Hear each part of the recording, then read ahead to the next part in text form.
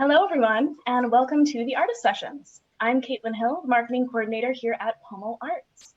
I am delighted this week to be joined by a local musician who has made quite an international splash, Martin Mayer. First, Martin will share some beautiful music with us, and then we'll settle in to talk about what he's been working on and what the future holds for a musician in a virtual age. After, we'll open it up to questions from our Facebook audience, and lastly, I'm hoping Martin will play us out with some more music. Before we begin, let me tell you a little bit about Martin. Described as Canada's Prince of Piano, pianist and composer, Martin Mayer's music has been defined as instrumental fusion, a combination of smooth jazz, classical, pop, and rock. Mayer's latest album, Unbreakable, was listed as one of the top 25 new music critiques of 2018 in Music Connection magazine, attracting radio airplay from across the globe. Canada's National Post predicts that Martin Mayer is poised to take over the world stage, while Vogue of Taiwan says that the pianist's passion for music can only be described as breathtaking. I, for one, am very excited to hear what he has in store for us tonight. So please welcome Martin Mayer.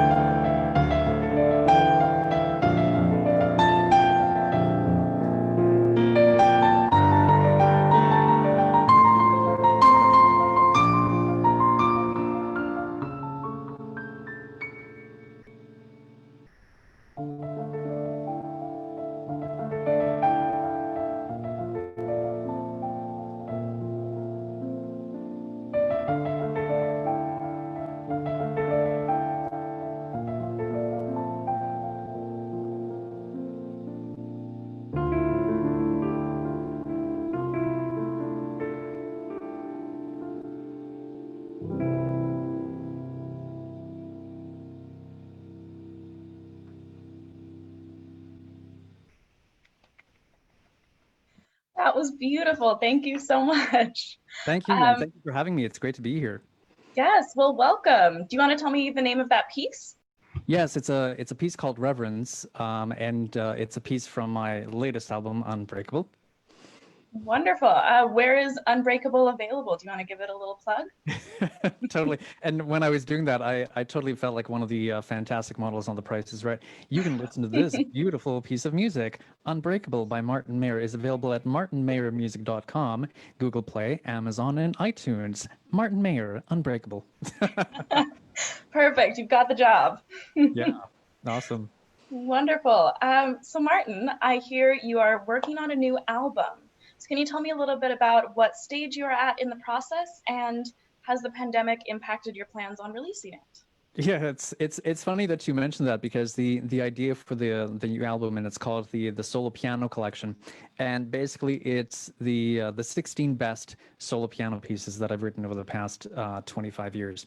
The whole idea about coming up with this album and recording and releasing it was in conjunction after the tour that I did last fall in China, 20 cities, 27 days, sort of a marathon experience. And I said, so, next year when we come back, and next year is supposed to be, 2 months from now, why don't we do a new tour, and the tour will be accompanied by this album.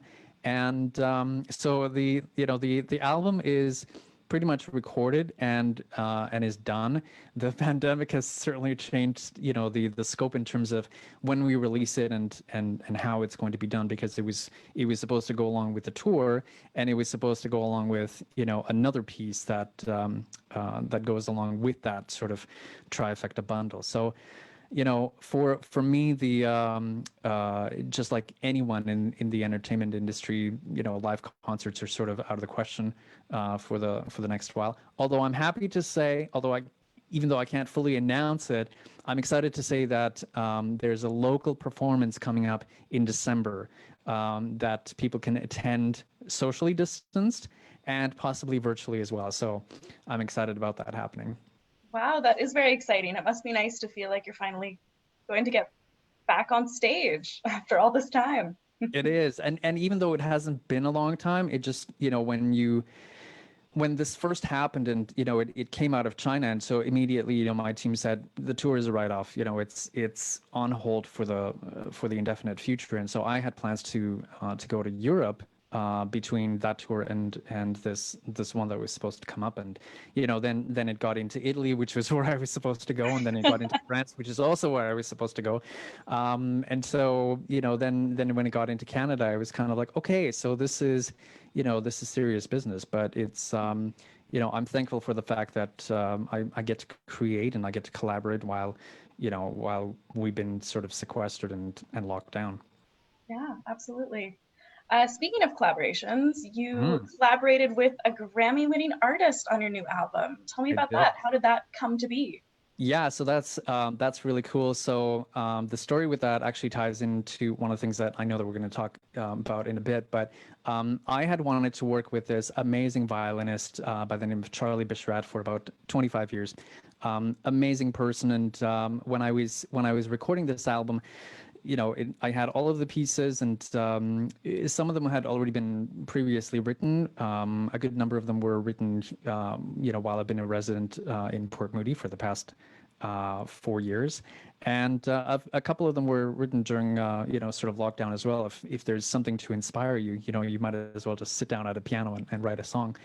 And so I had this idea for, there's a song on there that I wrote many years ago as a at the time it wasn't a tribute, but it was a song that I wrote for my mom when I was on the first tour. I was I think 20 at the time. It was on my first China tour, and I just finished a concert, and I was sitting behind this 9 foot concert piano on a darkened stage, and just had this melody that came in my mind. So I wrote it for her, and she passed away in 2016, and I knew that this was going to be a song that needed to be on the album, because it was going to be a way to sort of pay tribute to her memory and help with my artistic healing. And then I thought to myself, well, what about if I was able to get somebody that she was a fan of and that I also like, and so I reached out to this violinist in LA, and I said, hey, I've been a big fan of yours for for as long as I've had my career. Are you available to record? I know that we're all locked down. Do you have capabilities to record in your home? And what was really cool is he just wrote back and he said, yeah, I'd love to do it. Send me the tune, send me the arrangement, and I can record it and send it back to you. And I was just kind of like, sure, okay, where? I didn't even I didn't even at the point ask, okay, how much is this going to cost, right? Because when you have a credit like that, and the people that he's worked with are, he's recorded and performed with Elton John and Lady Gaga and Michael Bublé, and if you look at allmusic.com, which is sort of like the IMDb for music, any of the major films in the past 20 years, if there's a soundtrack and it has an orchestra on it, he's played on it. And so it's really cool. And it was a very different way of doing it because I was here and he's based in LA. So to remotely produce a session where you're trying to sort of share the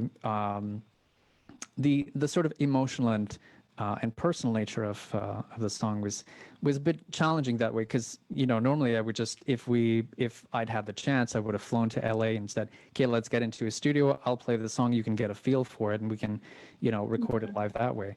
But one thing that's really cool about a player like him is that you can give them sort of the nuts and bolts of here's the main melody, and then just do your thing and stretch out beyond it, and just kind of put your own breath and spin to it. And when I got it back, I was just I'm slightly misty-eyed just thinking about it now, because it just, it's truly a dream come true, and for it to be sort of a long-lasting memory and tribute to my mom, who was also a fan of his, I think is something that is it's just really special. So I'm lockdown, no lockdown, sometimes opportunities find themselves in the sort of darkest of times, and this was something that popped up and said, yeah, it's something that I want to do, so why not? So yeah. Wow, what an amazing story. And also what an amazing testament to the power of music and also the power of musicianship, that a melody that you created can transcend so much space during a pandemic to create something that has such a touching feeling behind it. That's really, really Totally. wonderful. And just to what you just said, when we here in Canada, when we first got sort of locked down in March, the first thing that I thought of is like, okay, well, I'm gonna throw on the camera and plug in my keyboard and just go and entertain people. And I had a chance to do that a couple of times, and I did it once too many times, and then very quickly got burnt out, because the thing that most people don't realize, that as a musician, you take your instrument, you go to a stage and you do your thing, and you don't worry about any other technical, because there's other people doing it.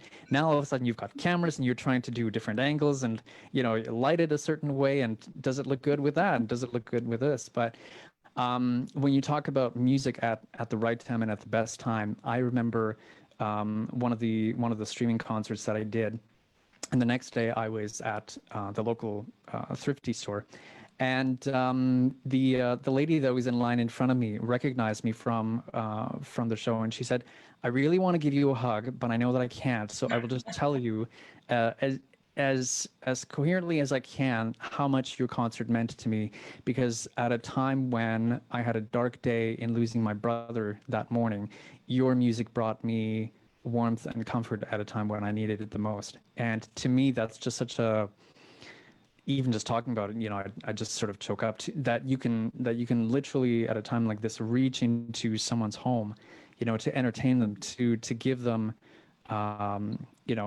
peace and warmth at a time when the world really feels like it's falling apart.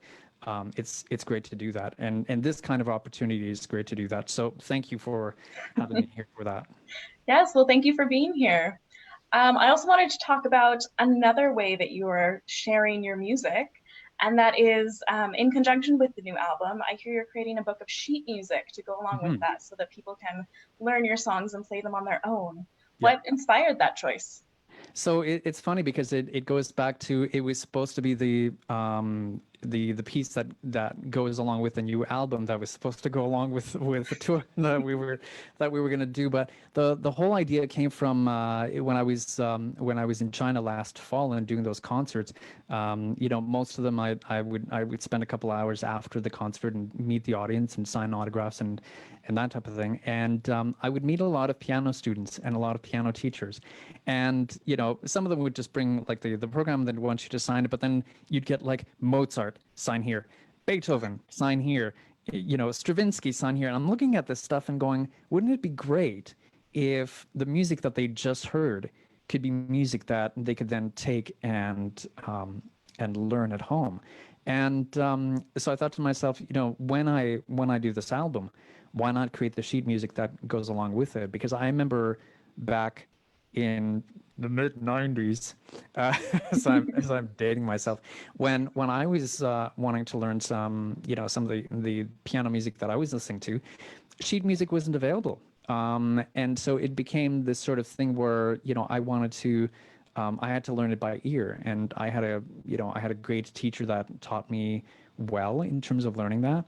But so the idea of combining an album, such as this one, or in this case the new one, where you really take the pieces and go, okay, so I'm writing these out in such a way so that if somebody that goes to the concert or that hears the music wants to learn it and wants to play it, they can.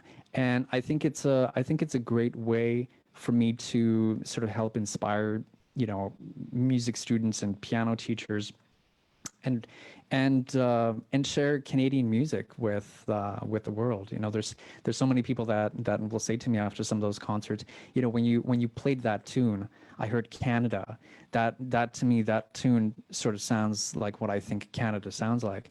And to be able to write the music and share it with people so that they can then go and learn it, I think is great, because then it transcends from just putting out an album that people can listen to.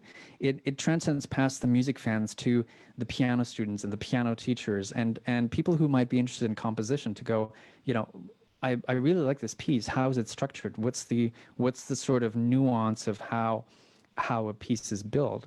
And so it's exciting that way.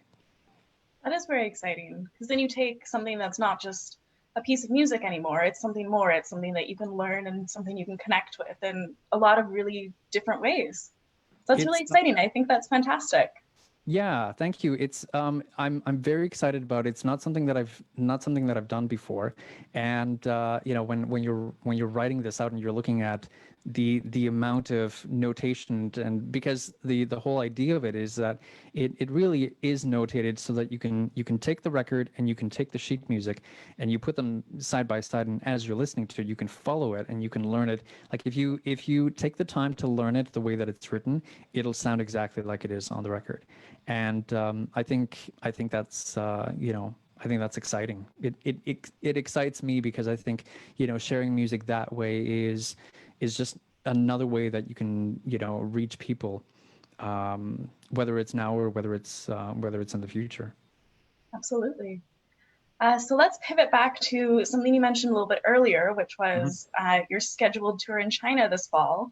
Yeah. So I know a lot of artists currently, we're still dealing with the disappointment, the fallout of canceled shows. How did you feel about that? What was your process? How did you kind of get through all the emotions that come up from having such a big tour canceled?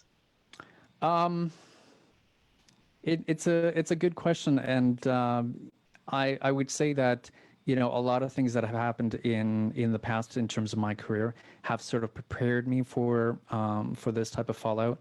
To give you an example, when I think about back to the first tour that I did in China, it was October through November 2001. We started rehearsing the night before 9/11.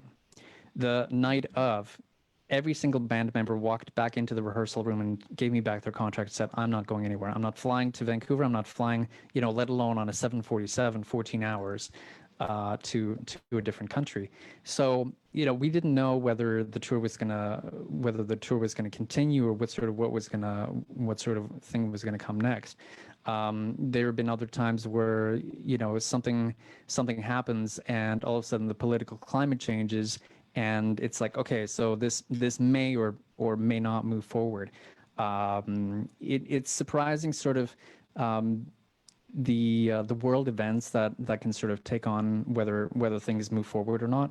There were a number of sort of the hurricanes and the tornadoes and things like that in South China that you look at. Well, this is far enough away from where we're going. Yes, but it's along that path, and so there's always been some kind of something that has loomed in the back that you go, I wonder whether this is going to be whether this is going to be a thing or not. For me, I would say the strange part of it, the whole thing, Caitlin, was that I was just there. I had just finished the tour end of September and had come home, and then December we already found out that this was an issue, and an issue enough where I said, okay, well, that tour is completely off.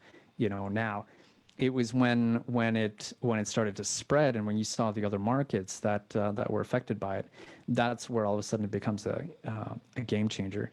So for me, I've spent a lot of time, in the past reflecting on, I'm gonna go full in, all the way in, until I get there.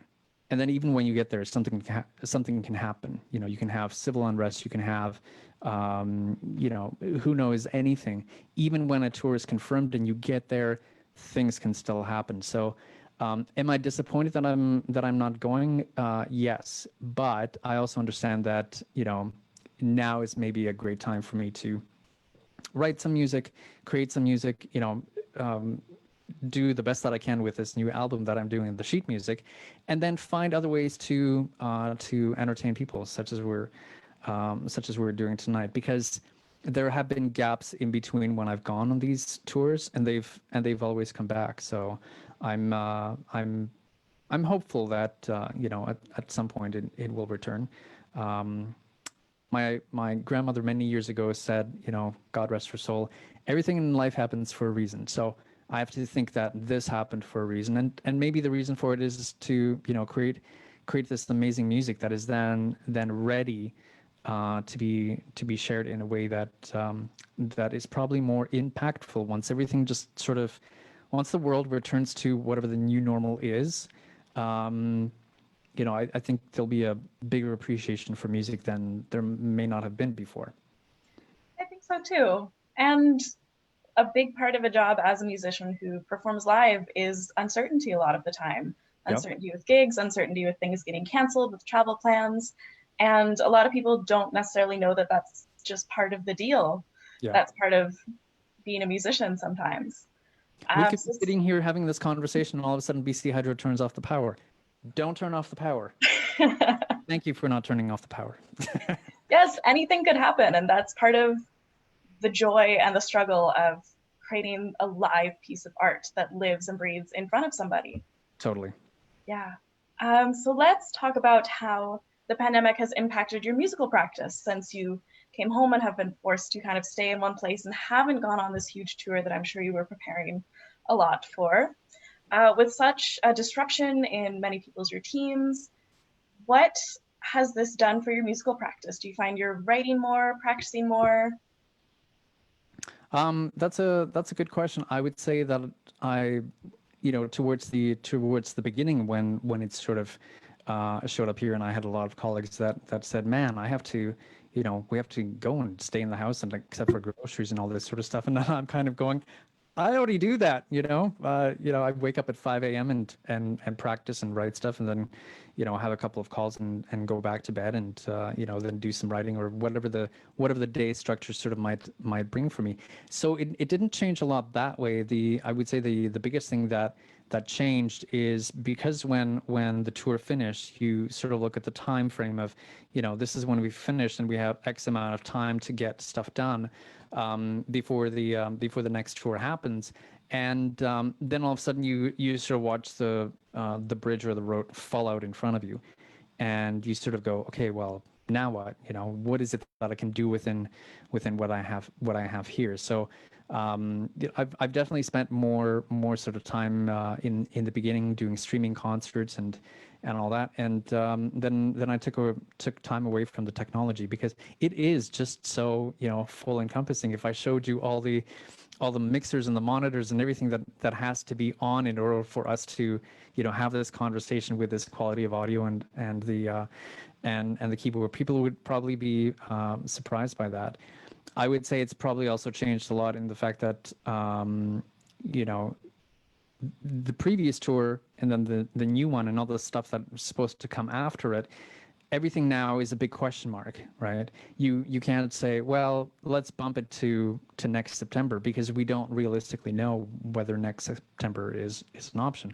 And then where do the other pieces sort of fall into place? There's a lot of questions of, the new album is done and the music book is being created.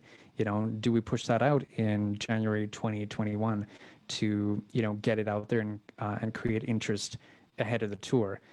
But nobody knows what that's going to look like. The last 4 months, I'm sure people can relate that some of it has felt like the last 4 years, where you look at it. So I think it's changed for me in a way where I go, what can I reasonably do now and prepare so that, once we do get to that point where there's a vaccine and we can return, instead of scrambling to sort of go, oh, I've got this opportunity and I'm not ready for it, is just build stuff. And that way, I take it sort of now as a sabbatical, I would say is the best way to describe it. You write and create, and it's like, okay, so this album got recorded. What's the next one that I, realistically want to do? And if I have time to write it and record it, then let's get it done. And that way, you have stuff sort of in the can, if you will, that can then be released sporadically. But it doesn't have to be done sort of in that rushed time frame, which is normally how it happens. Exactly. The 2020 keyword buzzword of the year has been pivot. So I think we've all had to pivot and for you, learn how to be a bit of a filmmaker too. Indeed. Yes. So I'm just about to ask my last question, but now is the time for everybody who's joined us on Facebook. If you have any questions for Martin, please comment them below and we'll get to them after this last question. So this is quite an exciting thing that recently happened to you. John Tesh endorsed you as the best piano player he knows. Tell me a little bit about that. How did you find out? What were your thoughts? Not that I'm completely turning red as you said that. And it's funny because the picture here behind me is a picture of me and John. I had a chance to meet him last fall in Seattle. So the way that the story plays out is actually kind of funny. So if I go back 25 years to 1995. I remember my mom came home once and she opened up the TV guide and she said, "Hey, the guy from Entertainment Tonight, he's a piano player too. He's got a PBS special thing this Saturday, and maybe you want to check it out." And I didn't think of it much at the time. I think I kind of just said, "Oh yeah, okay," didn't think anything of it. And that Saturday, I think my parents were out and I was at home, but she had left the TV guide folded open on the coffee table, and there was a black and white photo of him at the piano on the right up above the thing, and I remember glancing over at it and then scrolling on. Well, at the time it wasn't scrolling. You could like click next channel, click next channel, click next channel, and then all of a sudden I stopped. And one of the pieces that they were performing as part of this PBS special was something that I'd heard as the background music to Olympic Games. That's one thing that, even though I'm a musician, I'm a big fan of Olympic Games and Olympic sports. And so I kind of got hooked because I went, wait a minute, I'm learning classical piano and I'm listening to stuff like by John Williams and Elton John and Danny Elfman and Yanni and David Foster, because I knew that I wasn't going to be a classical pianist. So I got really caught up in that music, in that sort of new age piano meets, the rock band with the orchestra. And it was really cool. And at one point, I thought to myself, okay, I got to do something. 15-year-old kid can dream, right? I said, I got to do something like this. I got to do something that is going to launch my career. So I was in college. fast forward 3 years later, I was in college and I said, I got to do a debut concert because otherwise nobody's going to discover me. I went and I got a $35,000 loan, hired a 20-piece orchestra, a film crew, and an audio recording crew. Did this live concert, filmed it, put it up on my website. Within 6 months, I got an email from a Chinese arts agency that said, we want to invite you on a 16-city, 6-week concert tour of China. And I went, what? Like I'd never been there. I'd never been anywhere on tour. I was living in Edmonton at the time. And so that was my big break. And I've been lucky enough to have been doing that for the past 20 years, because piano is as much king in China and in Asia as guitar is in North America. So that's sort of how I stumbled upon John Tesh and his music, and had been following it for many years, and followed him on social media once that all popped up. And I was on tour last fall. I got an email, it's a John Tesh newsletter, and announcing concert dates, and one of the dates was in Seattle. So I said, yeah, I'll go, and I'll buy tickets and I'll go see the show. And I didn't really think much of it. I didn't have an expectation of anything. What was really funny is that in the 25 years that I'd been following his music and the PBS specials that I'd seen, he always had the piano on the right side of the stage. Classical piano players and guys like Elton John will always have it on the left side, so that when you open up the lid, the music transmits outwards towards the audience. Tesh, Yanni, Billy Joel, Stevie Wonder, I think. Don't quote me on that, but they all have it on the right-hand side of the stage. So I've known for years where he places the piano. So I bought front row tickets to be right there so that I could actually watch him play. I show up at the venue. Caitlin, I kid you not. They had flipped the piano around to the other side of the stage because it was in a jazz club, and that's where the piano was placed. And so the people knew that when they bought tickets, that's where the piano would be. So apparently he didn't want to have his back to the audience. So I'm sitting there front row, and I basically get the view of the back of the piano. But at the end of the show, I had a chance to go up to him, and like a nervous little fan, just said, "Hey, I got a geek out here. I'm a huge fan of yours. You're responsible for the career that I've had over the past 25 years. And by the way, I just got back from China on a 20-city national concert tour." And he was just like, "Wow, this is great. I wish I'd known that you were coming. I could have asked you to play for me." And I said, "Well, I'm here, and there's a piano there." And before I knew it, I was on stage, playing for John Tesh some of his tunes that I'd loved for many years, and some of mine. And he was kind enough to invite me for coffee the next day, and talking about music and all this sort of stuff. And then as we're ending, John's a pretty big guy, he's 6'7", so he gets up and he says in his broadcast voice, "By the way, I want to give you my personal phone number so that we can keep in touch." And I'm just like, and so Wow. where that pivots into what you were asking me is that I think it was, now we fast forward to like January and February. And so I follow him on social media, and on one of the days he was doing a live broadcast on Facebook, and he was doing it with one of the guys that's the executive producer of his radio show, Scotty Myers, and one of the radio guys that broadcasts his show Intelligence for Your Life. And I didn't think anything of it because, people will post comments and questions, as I'm sure people are doing now while I'm yamming on.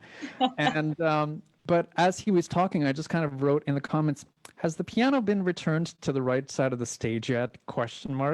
And I honestly didn't think it was going to go anywhere. Next thing I know, he's pulling my comment up onto the screen, and the radio DJ says to him, "So, ahead of Valentine's Day, is there any sort of music on teshmusic.com that you would recommend for Valentine's Day?"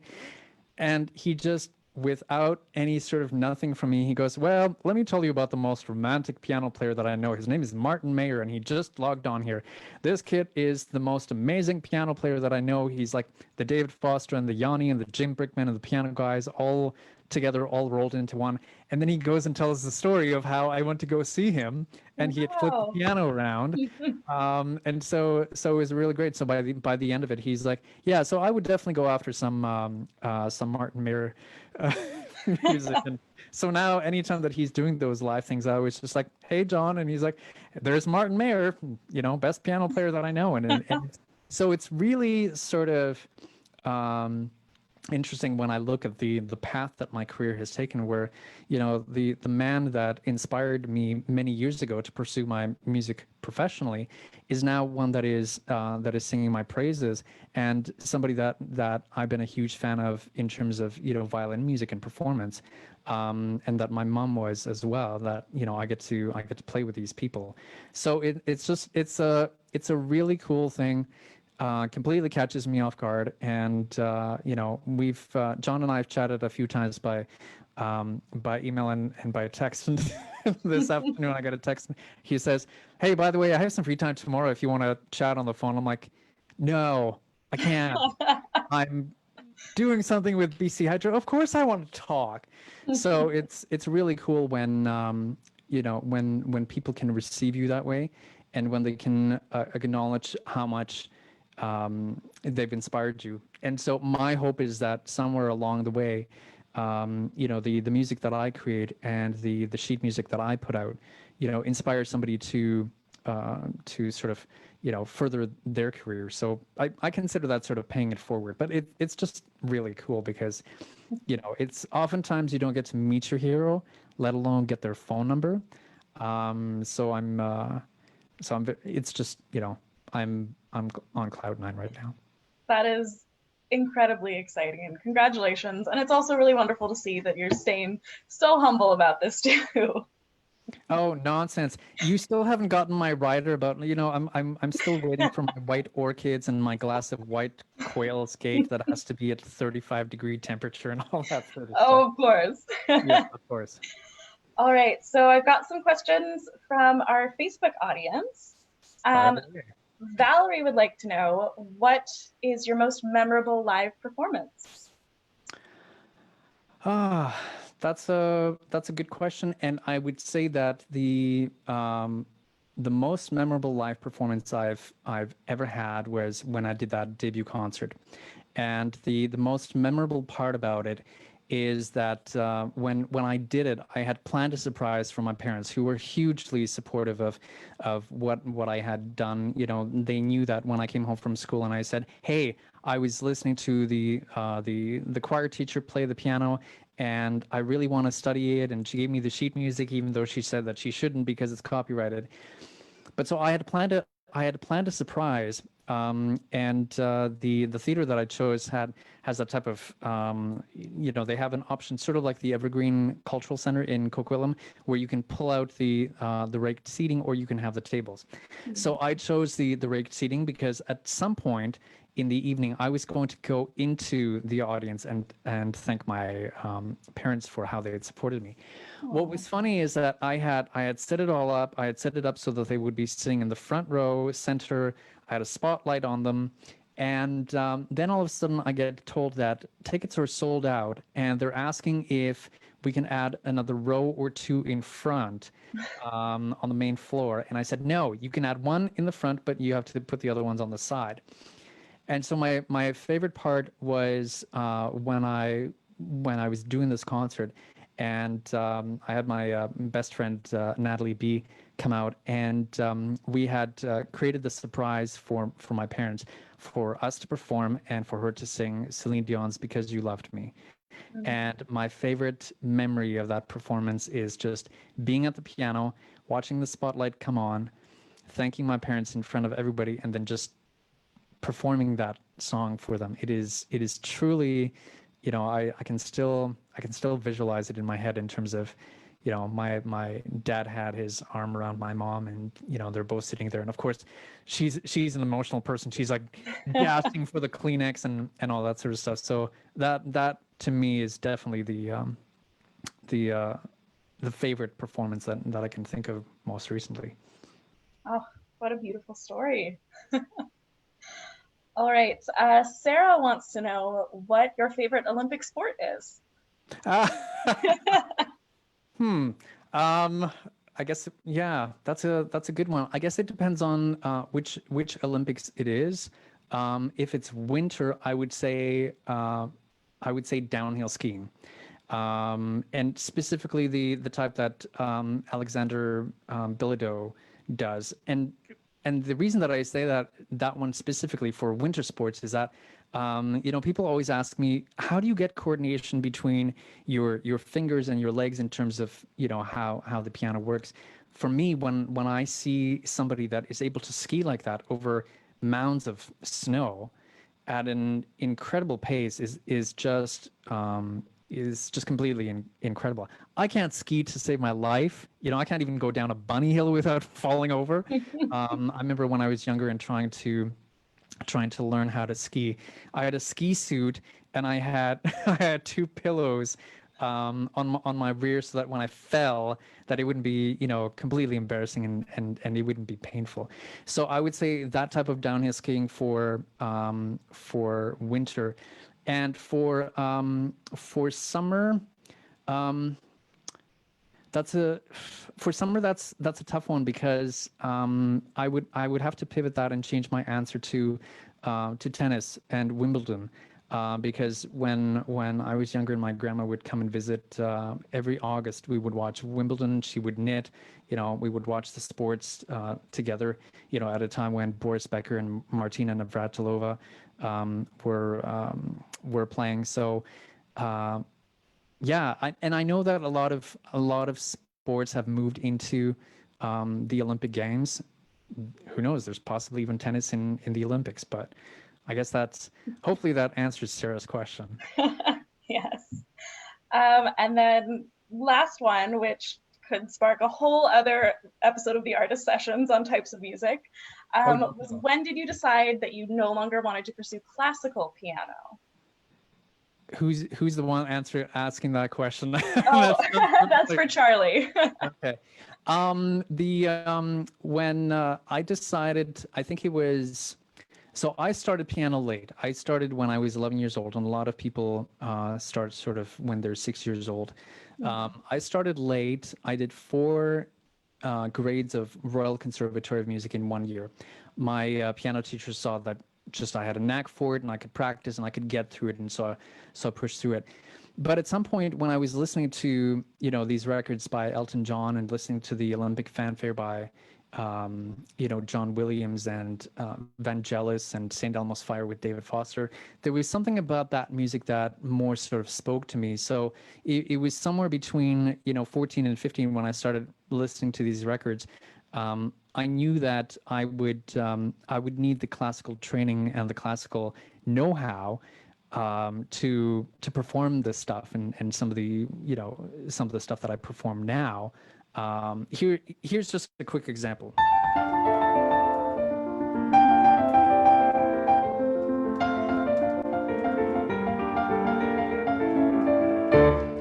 I look at that and I go, I'm able to play that because of my classical training.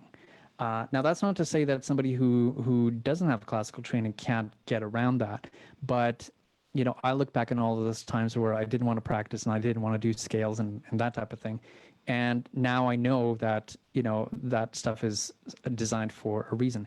It's sort of like if the best analogy that I can think of is if you're learning to drive a car, always learn to drive standard stick shift, because anybody can drive automatic, and if you've learned that, then you can play the other stuff.